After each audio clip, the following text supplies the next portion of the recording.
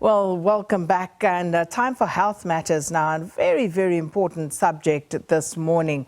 Dementia is not a single disease. Now, it's an overall term to describe a collection of symptoms that one may experience if they are living with a variety of diseases, which includes Alzheimer's disease.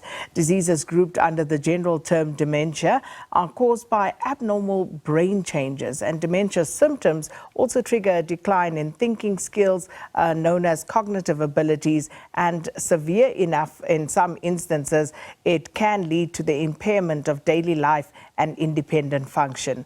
Now, they also affect behavior, feelings, and of course, relationships. But to help us unpack this, we join now by a neuropsychiatrist, Dr. Lihle Mgweba-Bewana. Thanks so much for your time this morning, Dr. Lihle, and welcome to Morning Live. Thank you, Sakina, and welcome as well. Thank you to the viewers for tuning in. If we could perhaps just start by unpacking what exactly dementia is and who it is most likely to affect. Okay. Yes, so as you mentioned, Sakina, so dementia is what we call a cognitive disorder where you slowly lose brain function in certain aspects, and this can present with different symptoms. There are about 13 types of dementia. We actually have a newer term called neurocognitive disorders, and you have mild and major forms. But we still use the term dementia because that is what most people are more, usually know that term dementia than the neurocognitive disorders, but can use it interchangeably. So Alzheimer's disease is the most common type, affecting about 60 to 70% of cases. And Alzheimer's affects older individuals, generally over the age of 65 years. And the older you are, the higher the risk. So, the prevalence increases, for example, if you are 80 or above. So with each passing decade, your risk of Alzheimer's disease increases. In our South African context, there are other important causes that we need to know, and these tend to occur in relatively younger individuals, so under the age of 65. And this can be, for example, dementia related to alcohol use, traumatic brain injury, infections such as HIV and syphilis, and also you can have medication-induced types of dementia. Which is very interesting because, and I don't know if it's just, anecdotal, but one seems to hear a lot more about dementia these days, whether it's immediate or whether you speak to colleagues, friends, distant relatives. Is this because there are more diagnoses being made, or are we seeing an increase in the number of people presenting with dementia, Dr. Lihle? Well, it's actually a bit of both, Sakina. So there's definitely more awareness in society now about dementia. And so more people are going for help, bringing their relatives for assessment.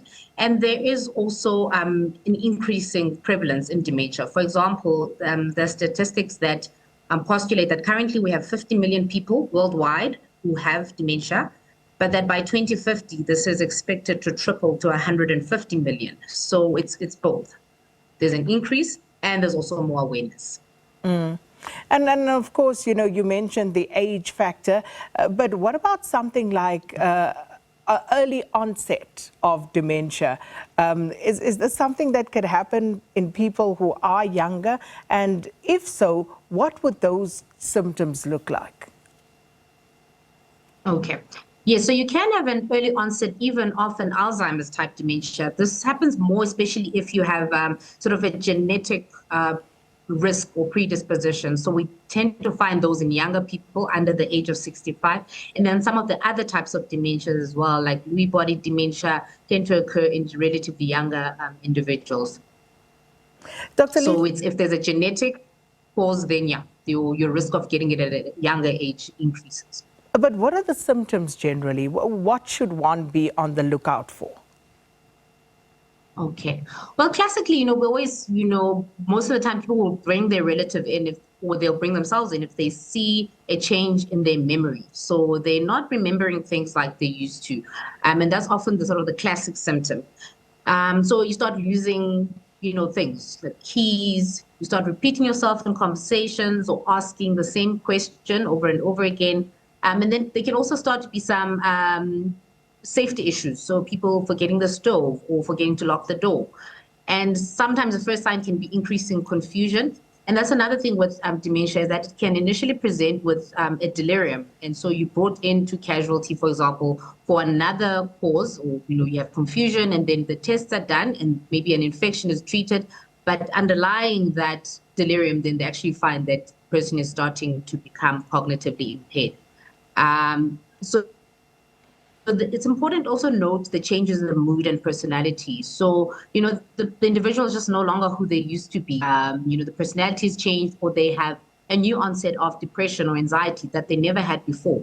This is all concerning and could herald the onset of dementia in that individual, and so warrants further assessment. So if one thinks about something like cancer, it's usually said that, early detection is key to treatment. But with dementia, Absolutely. Does that actually make a difference if it is detected earlier?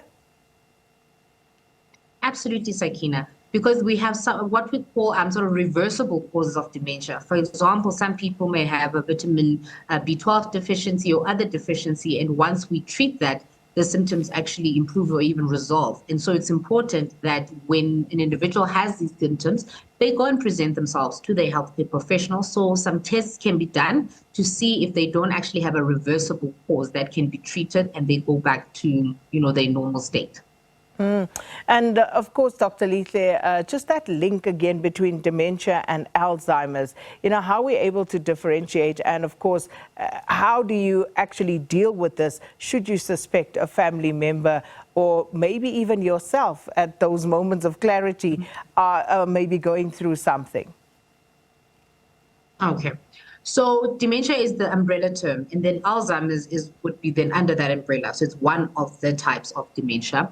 And it's important that if you are concerned, you go to your GP and you explain your symptoms. It's also advisable to bring someone who knows you well, because maybe there are things that they have picked up that you may have missed, or you weren't aware of. So I would say, you present to your GP with your concerns, and then they'll ask some questions, and then depending on what they find, they may refer you for further blood investigations and further assessments. So many of us, for example, I go to the kitchen and I wanted to go get something, and I get to the kitchen and I can't remember what I went to the kitchen for. And at what point should I be concerned about this? At what frequency does this become a problem? Okay. So that is common. So we all get distracted, especially, a busy working mom, or, you're a parent juggling a lot of things. Then, being distracted and forgetting where the keys are, that is common, and that is not a sign of dementia. So we really want to look out for what we call functional decline. So you are no longer able to do the things that you were able to do. So, or if you are able to do them, it just takes that much more effort. So, for example, some people, start, when they have the symptoms, they avoid driving because they see that they're getting lost, or they're not as confident with their driving as they were. So it's those things where things that you used to do almost automatically now are requiring more effort, and you're losing confidence in that skill. Meanwhile, it was something you could do so easily before. So it's that effortful, way that you have to do things that were usually easy before. Yeah, avoid Dr. Google, guys. I may have diagnosed myself with early onset of dementia, but Dr. Lihle says no, nothing like that. So just avoid Dr. Google. But Dr. Lihle, thank you so much for your time this morning. Neuropsychiatrist Dr. Lihle Mgweba-Bewana speaking to us about dementia and Alzheimer's disease, and of course how it presents, and of course some of the symptoms that one needs to be on the lookout for.